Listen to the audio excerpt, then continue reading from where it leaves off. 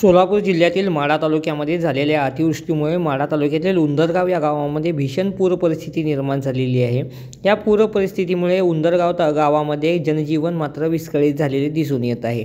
एकीकडे पाहिले तर राज्यभरामध्ये मोठ्या प्रमाणात पाऊस पडत असताना सोलापूर जिल्ह्यातील माढा तालुक्यामध्ये सुद्धा मोठ्या प्रमाणामध्ये पाऊस झालेला आहे। या पावसाचे पाणी उंदरगाव गावामध्ये शिरले असून सीना नदीच्या पात्रातून आलेल्या पाण्यामुळे उंदरगाव गावामध्ये मोठ्या प्रमाणामध्ये पूर परिस्थिती निर्माण झालेली आहे। गेल्या अनेक दिवसापासून सोलापूर जिल्ह्यामध्ये संततधार पाऊस सुरू आहे।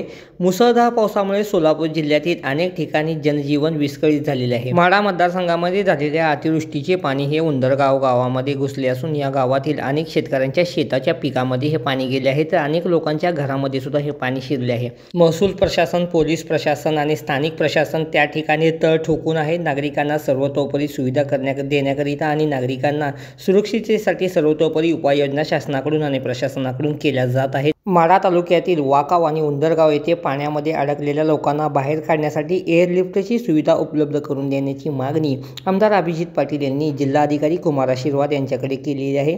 सोलापूर जिल्ह्यातील माढा तालुक्यातील उंदरगाव आणि वाकाव या गावामध्ये भीषण पूर परिस्थिती निर्माण झाली असून अनेक नागरिक पुरामध्ये अडकून पडले आहे। या नागरिकांना सुरक्षित स्थळी हलवण्याकरिता एअरलिफ्टची सुविधा देण्याची मागणी यावेळी करण्यात येत आहे।